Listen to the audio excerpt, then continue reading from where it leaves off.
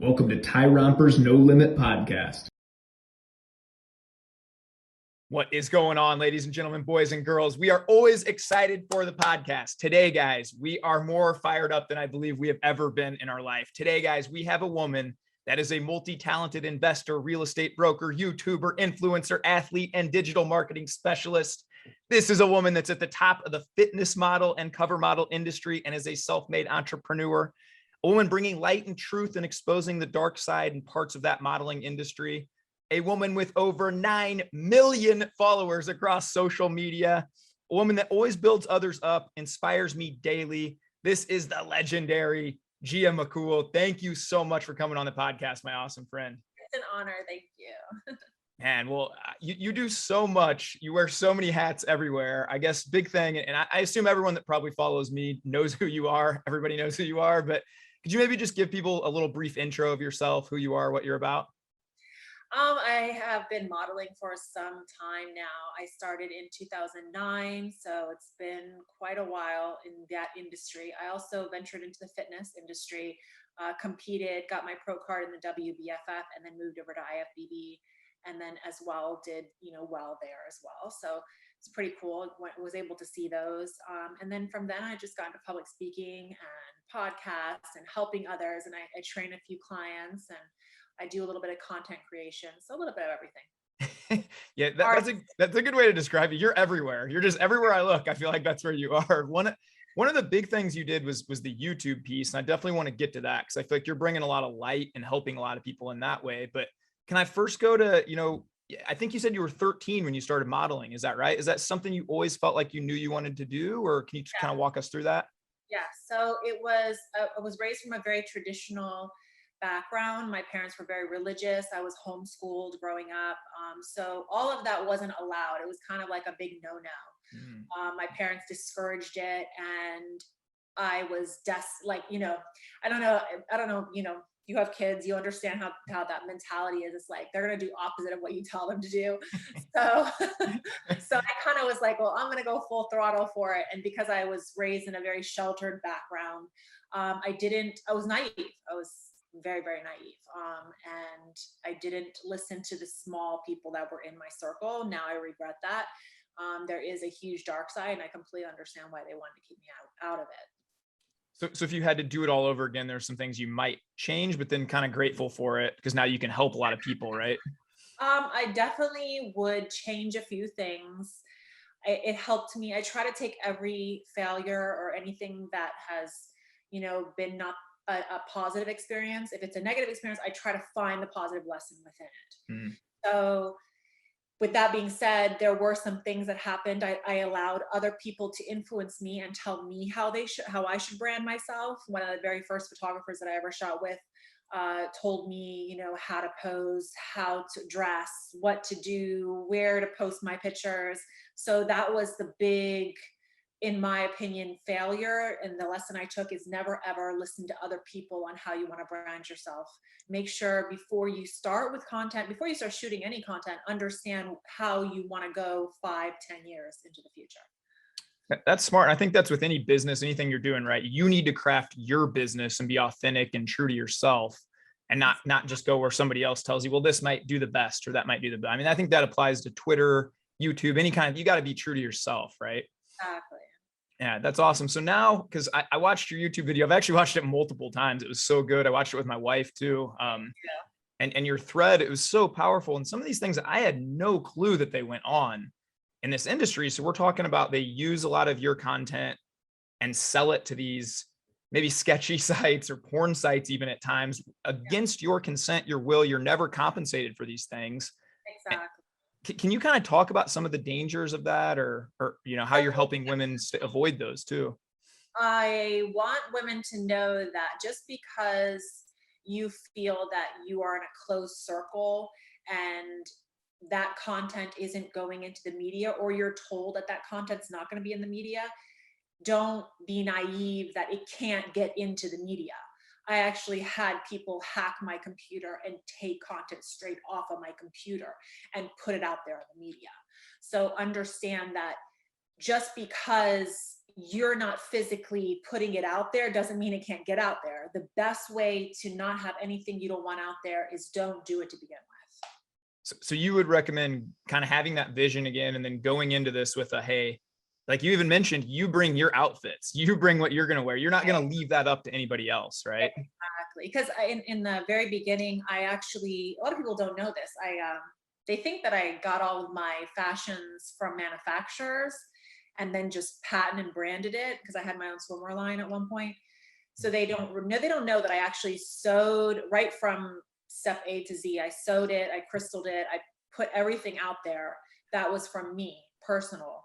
But with that being said, you have to make sure that I see myself very artistic, and everything I do, everything I try to put out there is classy and beautiful.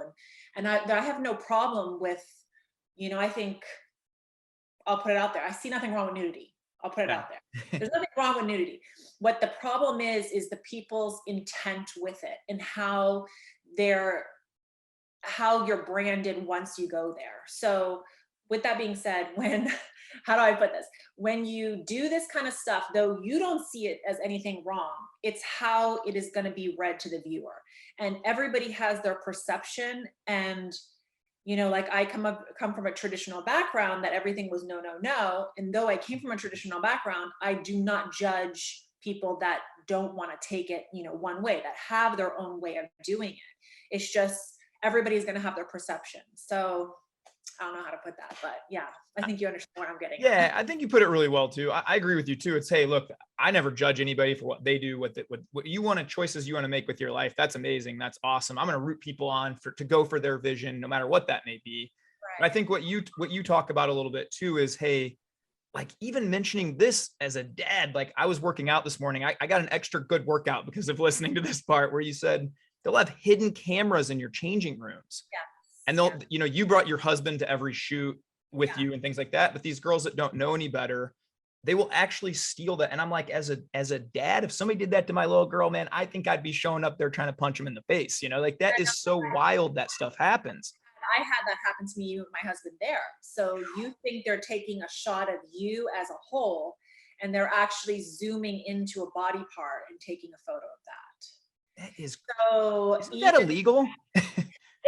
There's so many criminal things that go on in the modeling industry, cyber stalking and cyber squatting, which is, we can get into that if you want to. That's a long-winded conversation, but basically, because of my content being stolen, what ended up happening was it started a ripple effect of people using my name and impersonating me. Because once you're not on these dating sites, and I've always been married since I started. I've been married for a very long time. So you're not on dating sites. You're not on any of these other things that are they're easy to monetize, right? So since you're not there defending yourself, here comes a slew of people saying that they're you. And they're actually monetizing off of you. They're cyber squatting off of your name. So they're becoming financially wealthy, saying that they're doing things that you don't do. That is, so now you get a reputation, and your name ends up, oh no, she does this, no, she doesn't do this, and this is back and forth. And there's actually, these forums that just go back and forth. Yes, she does it, no, she doesn't, and it's just all these lies and scandal. And this is what goes viral online. The truth doesn't actually, nobody wants to hear the truth. Nobody wants to hear that you live a boring life and you're married and you do things right. They want to think you're out partying and having fun and, dating all these men. And no, you're not, Well, I follow you on Twitter every day, and I see you're in the gym every morning. You're usually with your husband taking walks, or usually I see the life, the day to day. It's a very regimented life, they think because I'm here on these trips that I'm partying and having fun, as you're showing the highlight reels in your Instagram. But the actuality of it is you're going to bed early. You don't drink. You can't drink. You have to look. All that stuff takes aware and over time. So you really have to be very regimented. Yeah. A couple things I want to hit on there is one. So, okay, you would actually be told then by maybe people that knew you or whatever, hey, Gia, you're on Match.com now, or you're on one of these sites, and you're like, what in the world is going on? I mean, that's got to be a crazy shock. Even worse than that. So that's the nice side. I've actually had real reality shows have me on reality shows. They had these guys go on there and say that I was that I broke their hearts, that I was talking to them and I was dating them and that I broke their heart. I'm like, I never was talking to them. It was an impersonator that they believed this whole time. You know, you would think that they would say, hey, you know, send me a video or let's talk to you on Skype or Zoom. No, they go by strictly what's being typed and pictures, stolen pictures online. Man, that is wild. So a lot of this reminds me, I was in banking for a while. We'd get these people would scam all these older clients. It was really sad of like, they'd come in and say they were engaged to this guy, but they just needed to send him $6,000 so that he could fly to the country and all that. And it's like, we would just sit them down and like, I'd give these old ladies a hug and be like, sweetie, I promise this isn't a real thing. But sometimes they'd believe it so much that they couldn't, you know, couldn't help for them. many years, I felt so bad for my followers and I tried to put out, you know, warnings and I tried to help them and I reported, but it became a full-time job because as many as you would take down, times that by 2 would start up the next day. So you literally couldn't live a normal life and do anything else if all you did was take care of impersonation pages. So I got to the point where I just had to say, you know what, it's not my responsibility to babysit my followers. Yeah. Yeah. You just put out warnings and then everybody's responsible for their own actions from there. Right.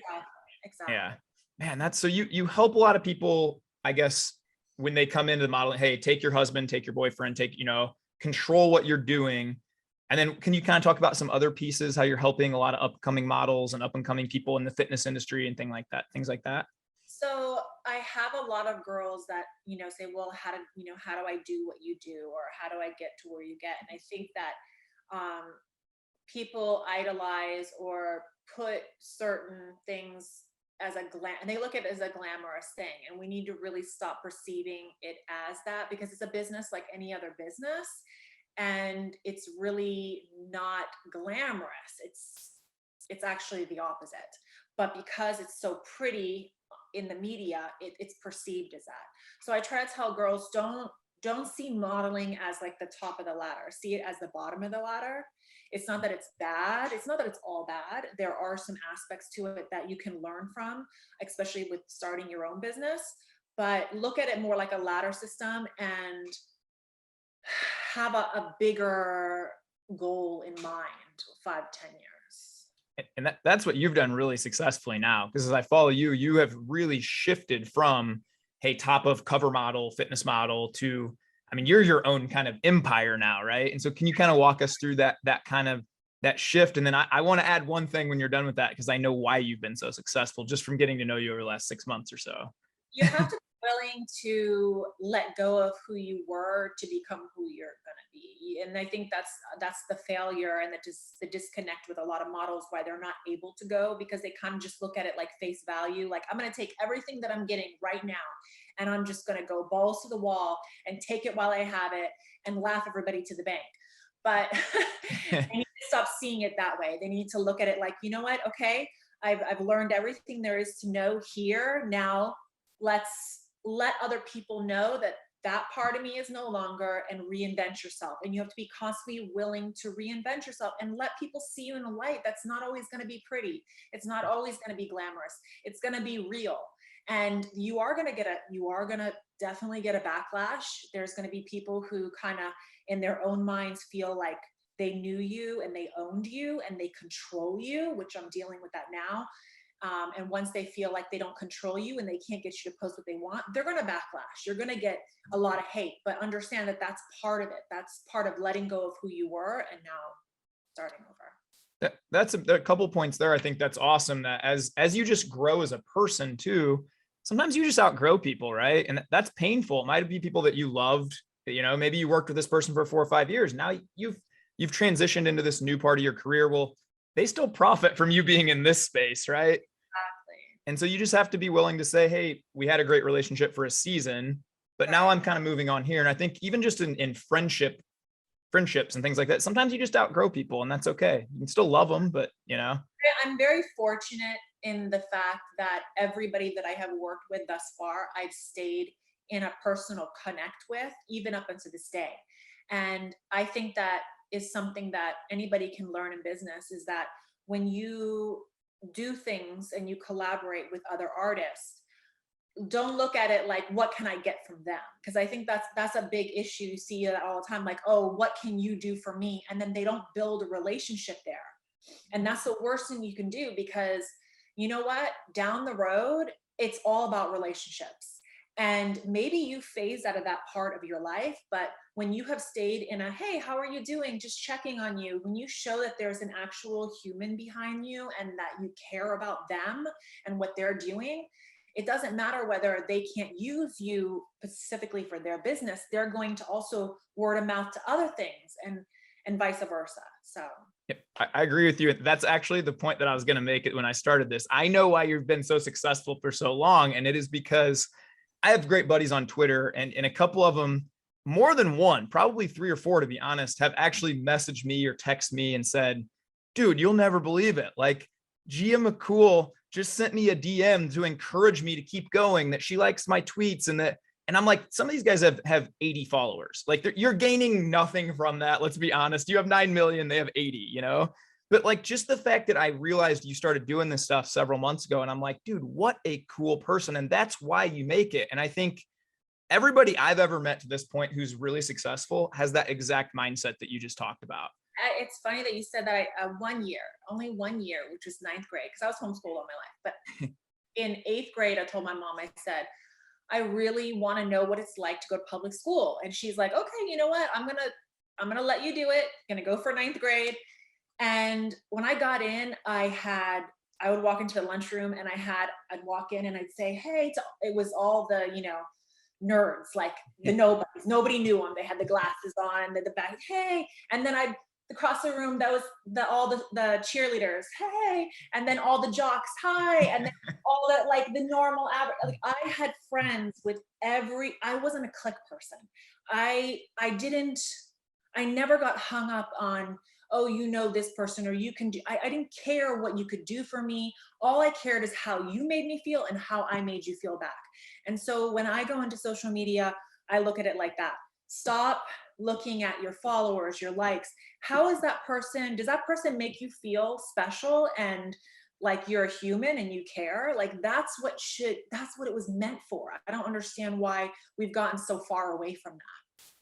Yeah, that's a great point. I was like that in high school too, man. I actually had I was in athletics or whatever, but I remember we had one of my best buddies in high school was picking on one of the kids who was like in plays and stuff. And I rallied a few people and we talked to him. We said, buddy, you're 6'5", this kid's 5'7", 100 pounds soaking wet. We know you're tougher than him.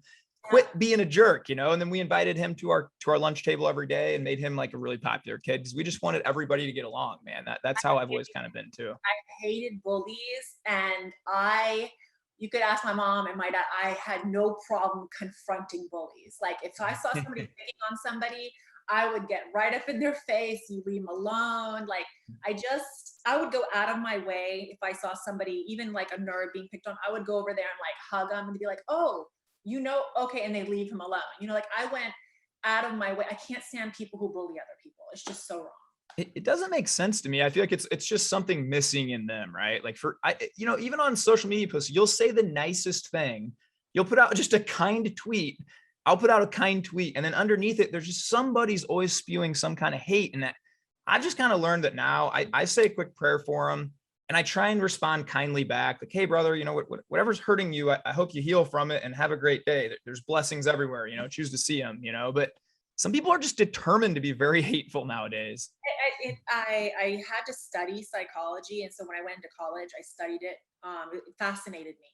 And one thing I learned, which has helped me not return any hate back, is they're being bullied. Their entire upbringing has been put down, and every turn that they get, somebody's telling them something negative about themselves. So in order for them to feel better about themselves, that's how they get around. So it's kind of like this domino effect. And the worst thing you can do is turn around and respond negative to them or give them any attention whatsoever, because it's just validating what they already know, and they'll continue.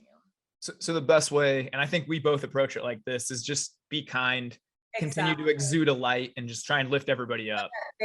Show that you're the bigger person, and then they're like, oh, wait a second, this is not the normal, and then they go away. Yeah. I've seen, that was one of my favorite tweets of yours, and you've had a lot, but I remember it was like, something to the effect of, you keep trying to tear me down, I'm just going to keep being more kind and bless everyone up, and I was like, yeah, I definitely resonate with that a lot.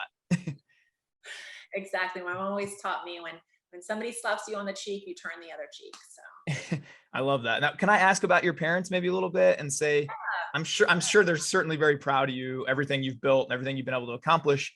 Was there ever kind of a strenuous point in that relationship then when you went and said, hey, I don't care what you say about this, I'm going to do my own thing? Oh, the modeling? Yeah, definitely. Yeah.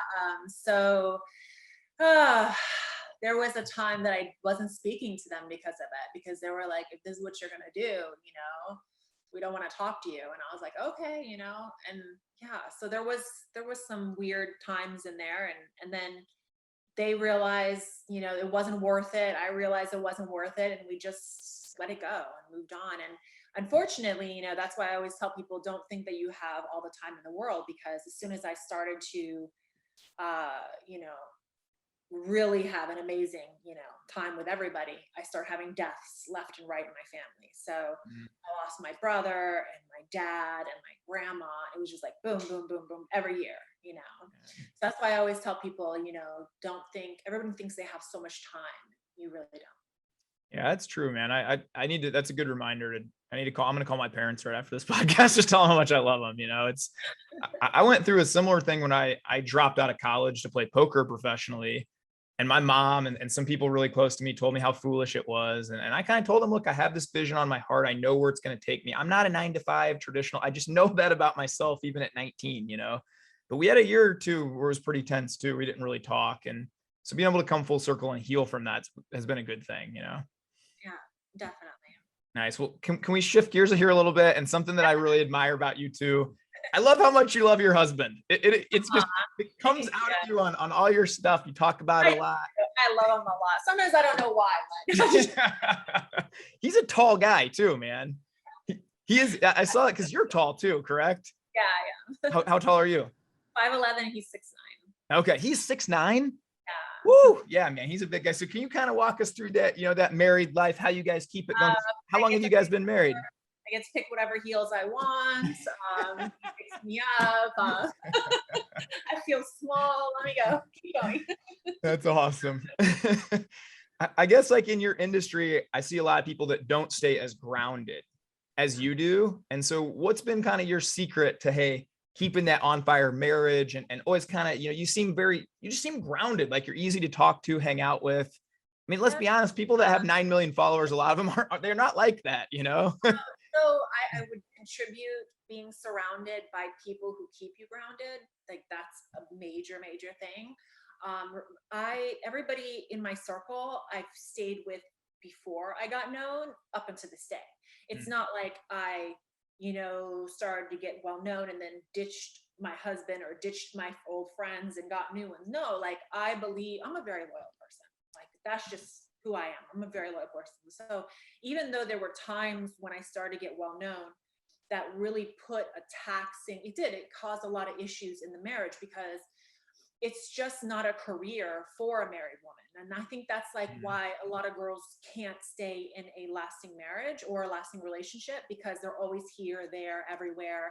People want you to appear single. So even though they have no real intention to be with you or no intention to really have a commitment with you, they want you to show up single and appear single. I would be at events, red carpet events, and he'd be standing next to me and they would literally tell him, can you please move out of the way? So stuff like this. And it's just a very hard career. So there were some times that it was hard, but I always had my mom and my dad, they kept me grounded. They told me, anytime I start feeling, well, my husband's not doing what he needs to be doing, they would remind me, you're not being realistic. Like, let me tell you the Bible way of doing this, and she's always breaking out the Bible on me. A wise mom right there. Scripture for you. And so, and I would, it took me a little while, I have to let the emotions come down and think rationally. And you're right. She's right. He's a good man. You know, he may like the world will make it seem like, well, if he's not rich, he's not a good man. If he's not taking you on fancy trips and doing things for you and surprising you here or there, he's not a good man. If he's not fit and you know, has muscles and tall, dark, and handsome, he's not a good man. Like, there's all these stupid, unrealistic expectations. The truth of the matter is he's loyal. He's my friend. He's my best friend. I can tell him anything I want. You know, you don't get in a marriage or a relationship because the man's more financially, or you can gain something from him. That's what really bothers me. And I get this all the time, every day, 200 messages a day. Well, he must be rich. No, actually, I'm the one with the money. Like, no one knows this. I'm the one with the money. Okay, so I'm taking him on trips. I'm buying his cars. But see, nobody wants to hear that. Everybody wants to hear, oh, you know what? There's got to be something wrong with her. She can't be a great, humble, and good-looking and smart. There's no such thing. And I don't know why people have to stereotype or typecast people in general. I wish people would just learn and listen. And I don't know, I'm just not that way. So it doesn't matter who you are. I look at you, I watch you, even if you do something that I don't necessarily agree with, I don't judge you and I don't unfollow you or say anything bad about you. It's just like, okay, that's their views on things. Yeah. Why would you? I'm with you. I don't understand why people, it's like some people look up looking for that stuff to be mad, but there's more than one path to victory too. Like, it's like, there might be a traditional way to do things, but there's many other ways to do things. And yeah, it seems like you brought a lot of that same kind of like mindset into your business, almost into your marriage and into your relationships and everything, where yeah, you're just going to be who you are. And you know, you don't need to fit in some kind of weird box that everybody else wants to trap you in. Right. Exactly. Can I read you a quote here that you had recently on one of your Instagrams? Cause I love this. It said, "I'm old fashioned when it comes to relationships. Happy wife, happy life is wrong." And you had a big long thread, and I loved that. And I read it, and my wife and I actually read it. Can you expand on that and kind of tell the viewers about that? Because I love that one a lot.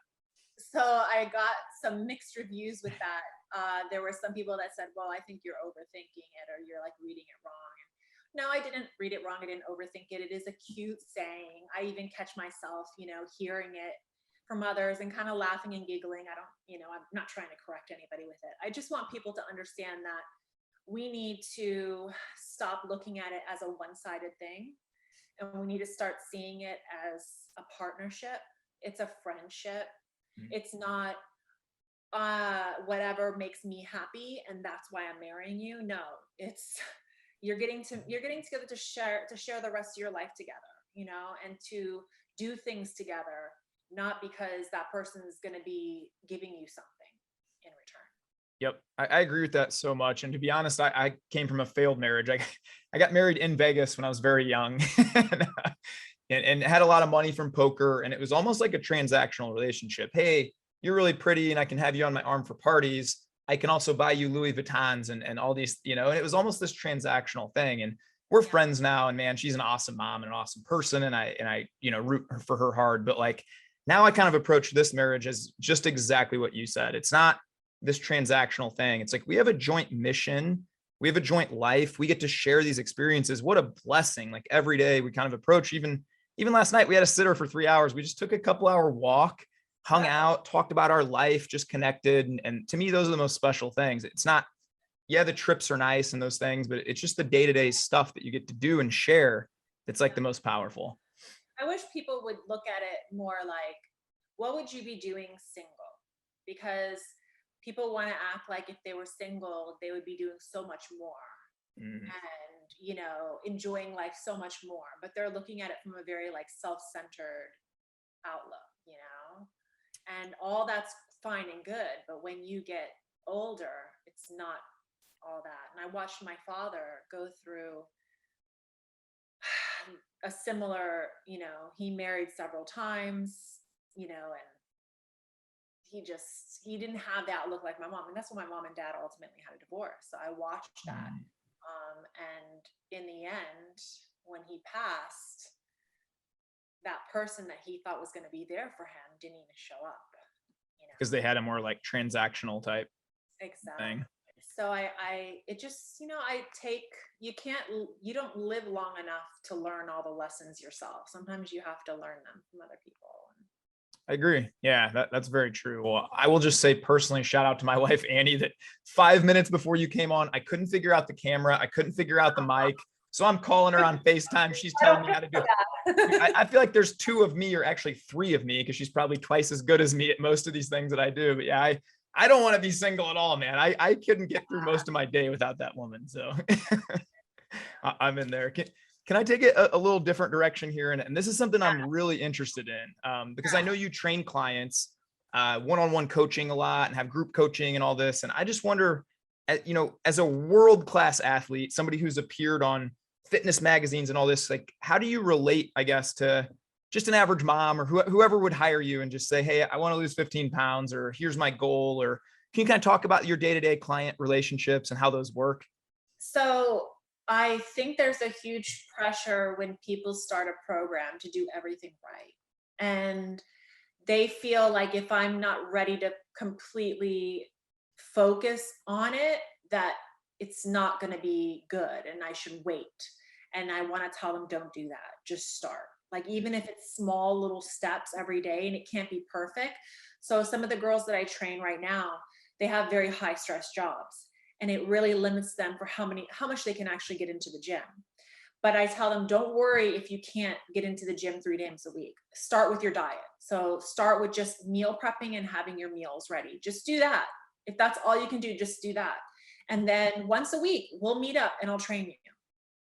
And if that's all you can do for now, that's all we can do. And then I'll check on, how's your water? Have you been on top of your water? Oh, well, I haven't been, keeping my bottle around me.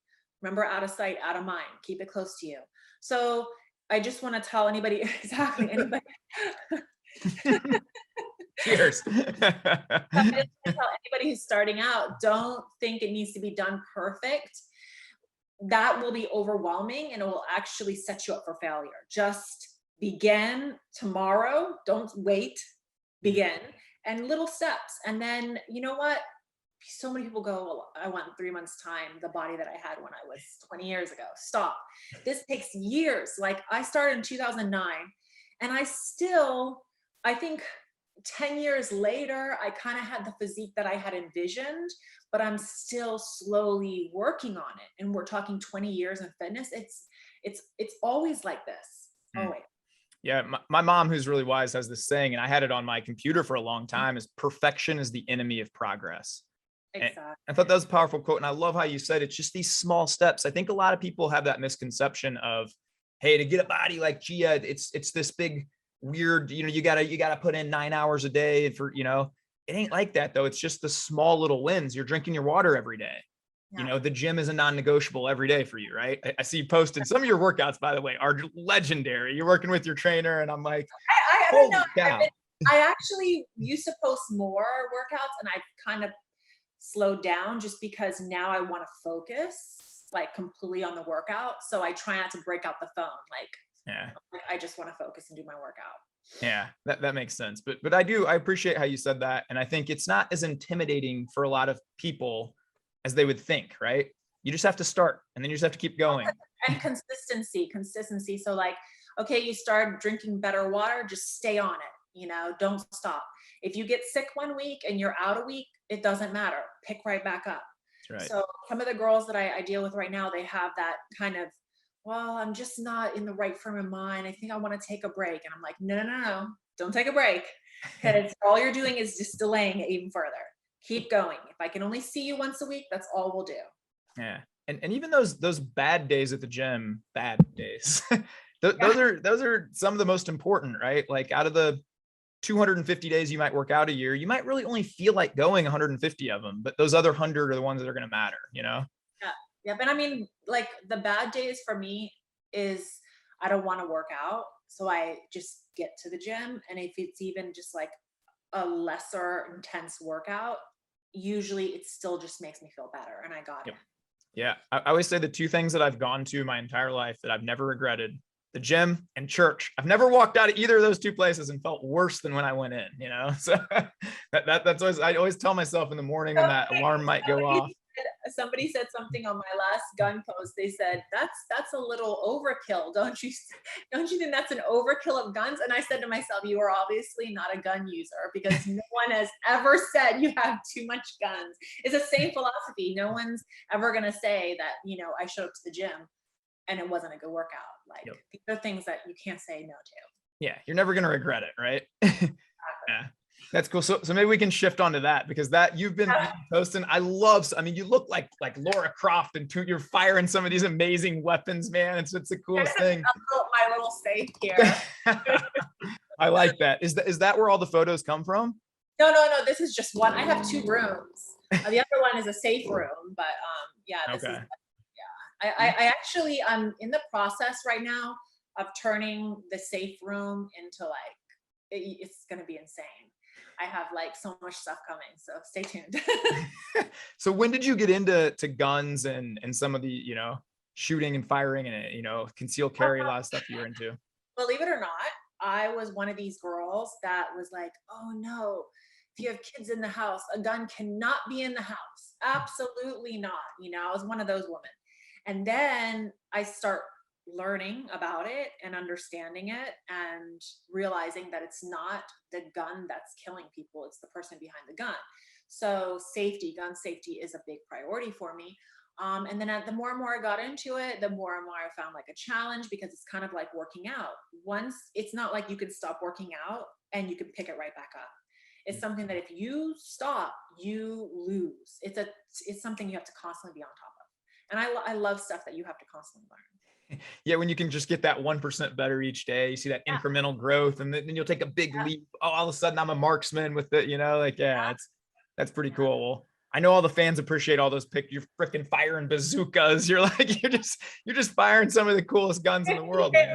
50 cal. Yeah, that one's coming next. Yeah, it's pretty sweet. I think you mentioned a point there that's so true, though. You said I was kind of afraid of guns before I knew anything about it. And all the people that want to cancel Joe Rogan, they've never listened to a Joe Rogan podcast. All the people that want to tell you guns aren't safe have never fired a gun. And I think there's a big lesson in that, right?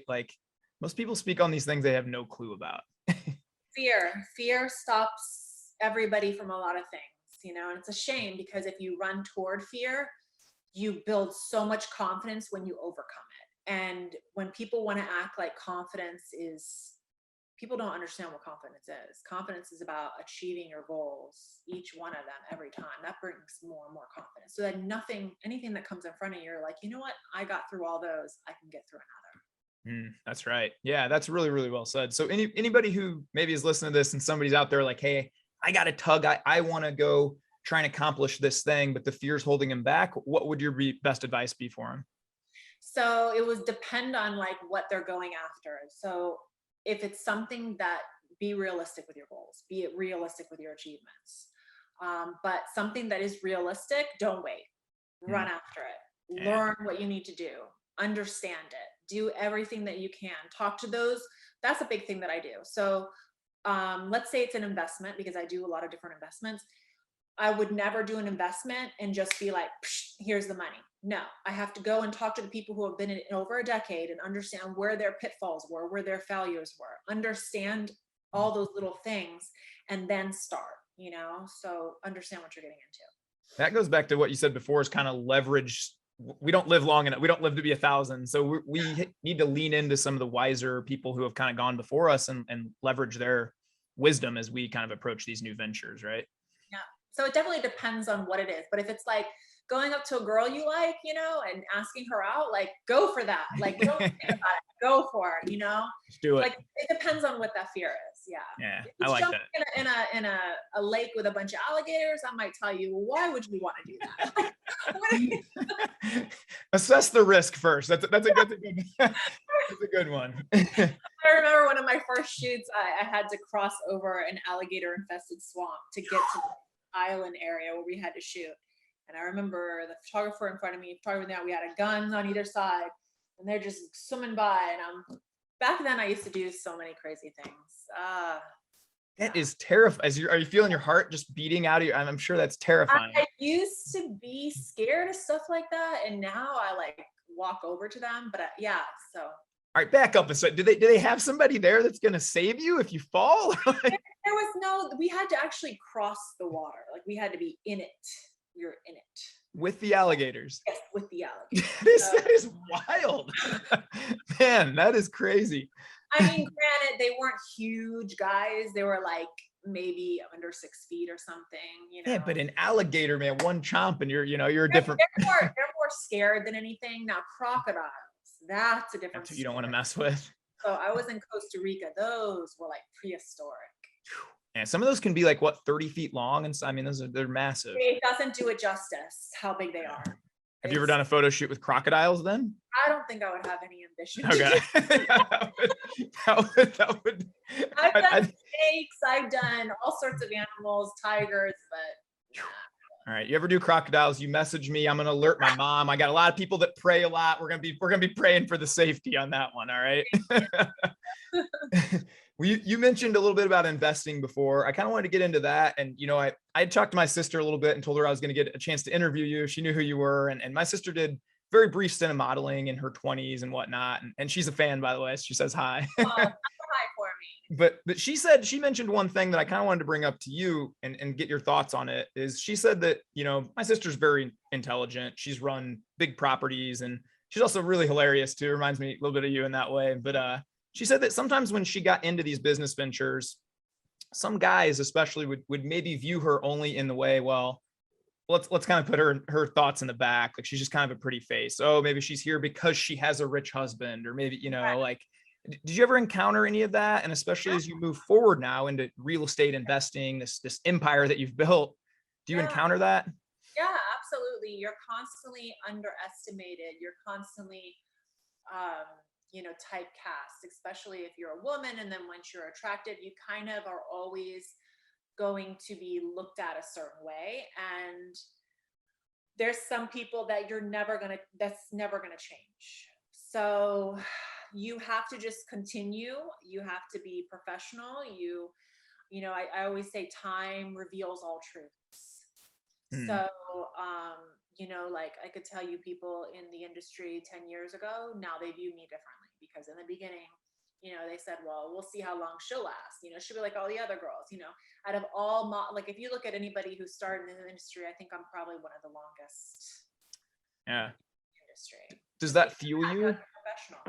Yeah. And that goes back to even what you were talking about at first. You're viewing it with that long-term vision and know where you're going. And yeah, does that kind of fuel you as some of those guys that don't give you enough credit, or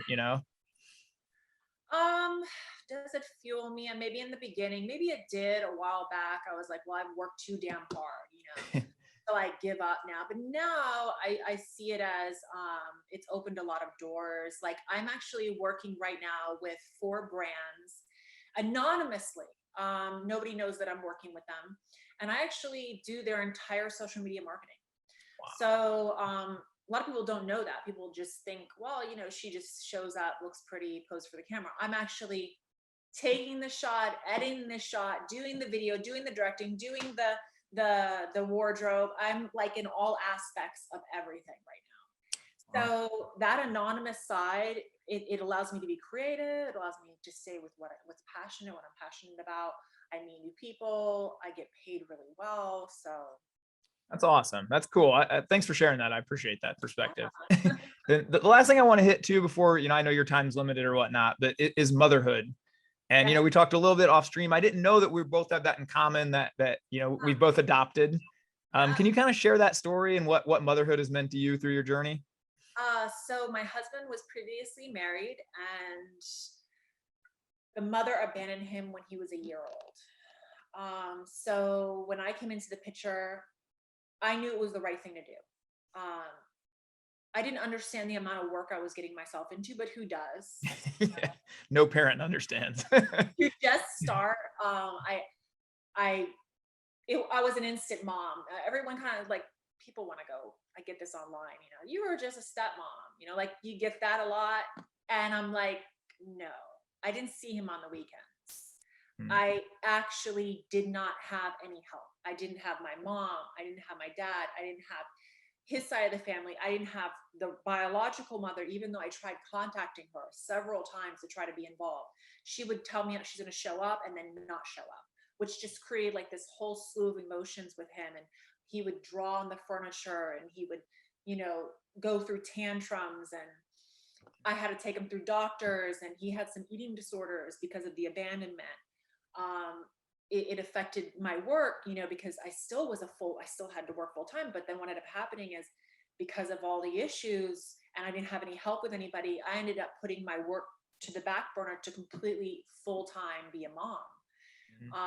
And it was a lot. It really taught me a lot of things. Now he's grown in college. He moved out. Good kid, tells me all the time, thank you for all that you did. Still to this day.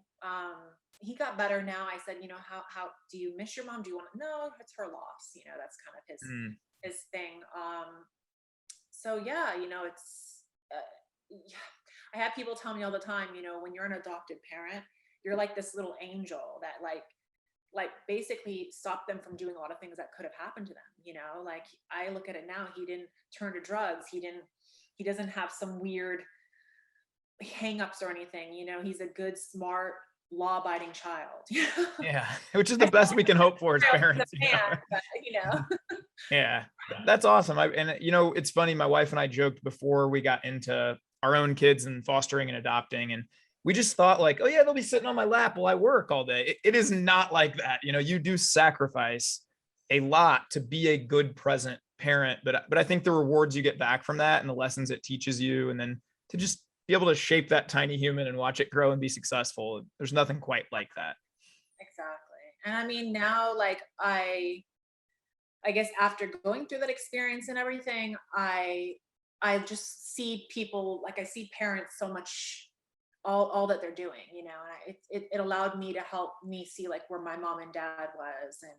And there's just so many good things about doing it. So an adoptive parent to me means so much more than it used to, taking on that responsibility when you don't have to. Like I could have easily said, you know what, this is not my responsibility. But I knew that it was the right thing to do. And even my husband wasn't equipped to be a good father. When I came into the picture, he left the little boy with his mom. And I was the one to say, no, this is not right. Like she can be a grandma because that's what grandmas do. They spoil their kids. But every day eating chicken nuggets and in front of video games, this is not, he didn't learn. He would take off his clothes. He would take his pants off and there'd be two little holes where his feet were because he wouldn't even pick up his own pants off the floor.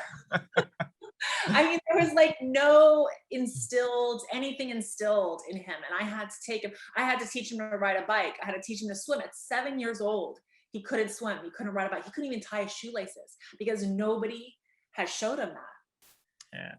And you're right. That's not the grandparents' role. That's mom and dad. Yeah. And I could go on and on about this story, but there was a lot of challenges. Yeah.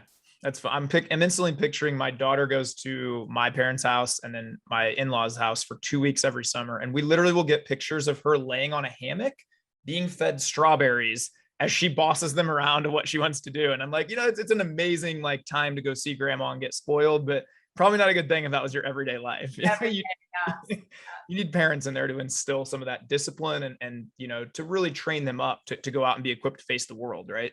Yeah, I was raised hard love. That's how I was raised. So I'm not around anymore. So. Yeah. Some of those values of 20, 25 years ago, they're still here with, I think, a lot more people than but I think that's why I love social media. I get to connect with people who still share a lot of those principles. And, my kids are not being raised to think that there's 247 genders or whatever we're on right now. I don't cancel me YouTube for saying that, but You see a lot of parents that will tell their kid, you're great, you're wonderful, you're perfect, you can do no wrong. And I mean, I don't want to knock any parent off their skill, but I want to say that the way I was raised, when I would ask my mom, am I beautiful? Mom, am I great? She would say, honey, there's always going to be somebody more beautiful than you.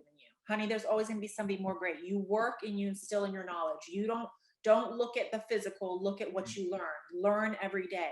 So I never saw myself as anything like superficial. I always, okay, what can I learn next? And, oh, that's really cool. How do you do that? And I was just always trying to learn.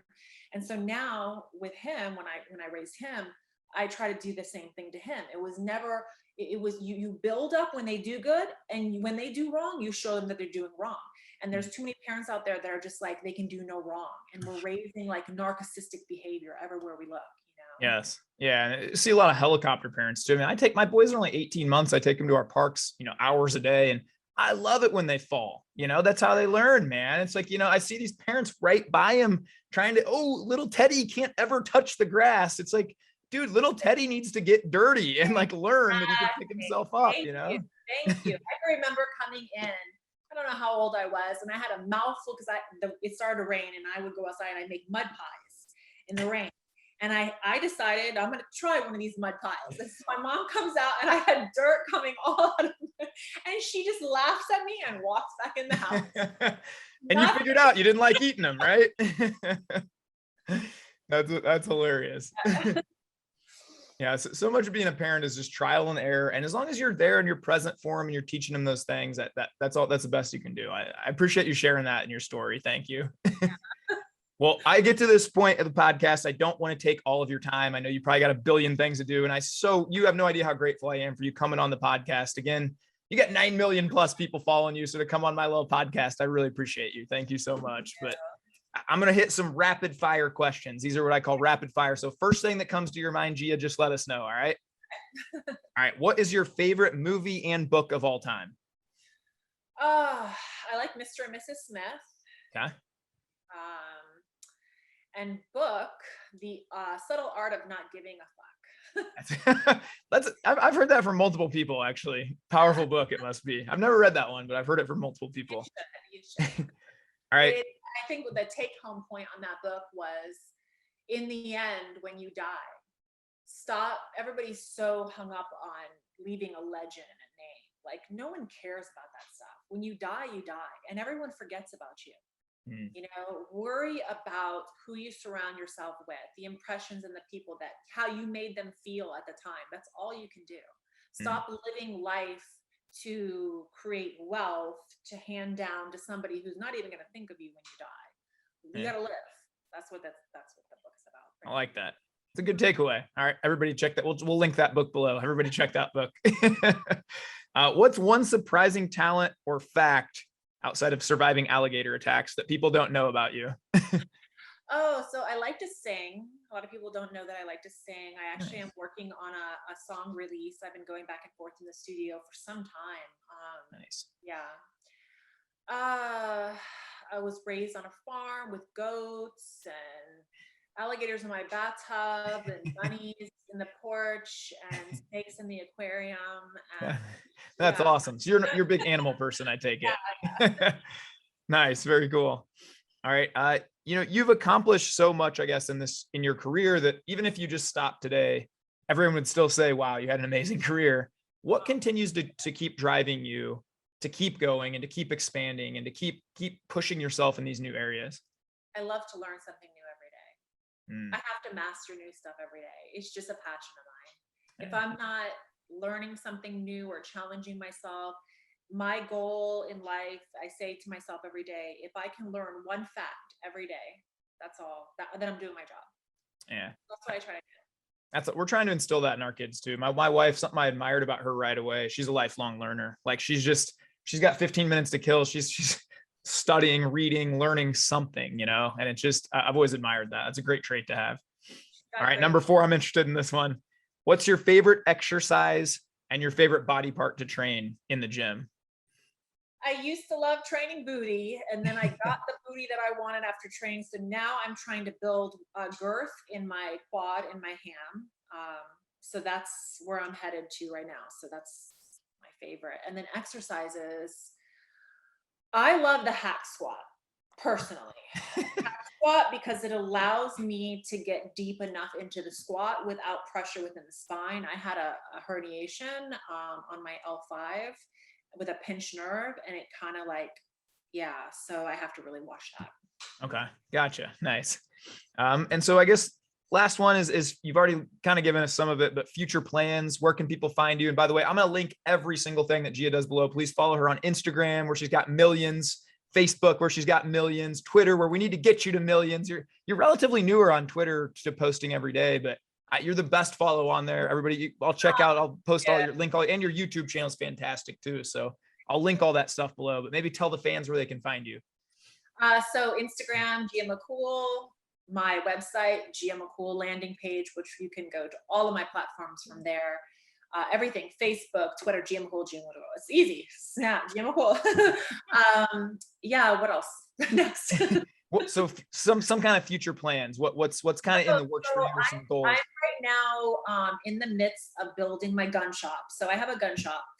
So that's where I'm headed to. I have a brand new landing page that's about to launch. With that, I want to start doing more license to carry permits for geared toward women, because there's just not a lot of women that are doing that, or that are into that, or if they're into it, it's not really on the media. So I want to start creating classes around that. We have a really cool range out here where I live, which allows me to do a lot of fun stuff. So that's coming. A little bit more podcasts. I've been working on a book. So nice. Yeah. You stay busy. You definitely stay busy. That's awesome. Well, I appreciate you taking out an hour here today to let people know how you're doing. And it's so amazing to get to know you. And I think my biggest takeaway from you is just, you got to put out into the world what you want, and that you bless everyone around you. And it seems like that comes back to you. And that's just how you live your life. Like you're going to pour into other people, not go into it in a selfish manner, but just, hey, how can I help other people? And 20 plus years later in the industry, you're still thriving and growing every day because of that, I think. Well, I think the moral to the story, and when I first started, was so many people don't want to tell you their secret. They believe that they have a secret that if they tell you, that you're going to steal something from them. And that is the wrong attitude you have to look at it like, if you prepare a cake, you could give that person that recipe 1,000 times over and it will never be your cake, right? Because what you put into it is going to be different than the next person. So give, tell everybody what you do, because in the end, what makes unique and you an anomaly is you. It doesn't matter how many times you tell them the recipe, but at least give them the tools so that they can go out and make their own anomaly for themselves. That's perfectly put. When I hired my first coach, you know Zach Hommel from Twitter, I assume. Yes. He was my first coach a couple of years ago. And I remember like our second or third call, I actually asked him, I said, Zach, why are you telling me everything? I'm going to be a coach. And then and he goes, Ty, like, you're thinking about this the completely wrong way. He's like, there's 6 billion potential clients. Like, I want 100 more of you. And I want us to keep building this bigger so we can just make people better, And it seems like you really figured that abundance mindset out early too. Zach unlocked that for me. That is cool. That's exactly the way you should look at it. Yeah, that's awesome. Well, any last word to the fans or anything else you want to leave before we sign off? Well, Tyler, I will tell you that I enjoy following you as well. You are a light that this world needs more of. You carry something very unique.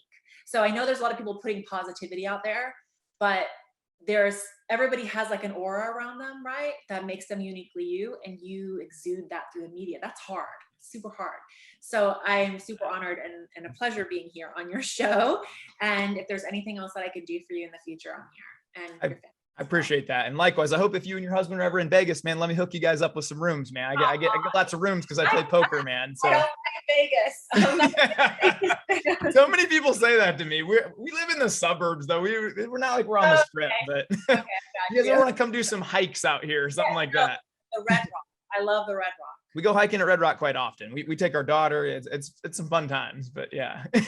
Well, I so appreciate you coming on. Really grateful for everything you put out. You make everybody around you better. You're true inspiration. And I'm really grateful you came on. So thank you so much. Guys, I'm going to link everything Gia does below. Please check her out on every single thing that she's on, guys. Instagram, Twitter, Facebook, YouTube. Her YouTube videos, honestly, please check those out. You'll learn a ton.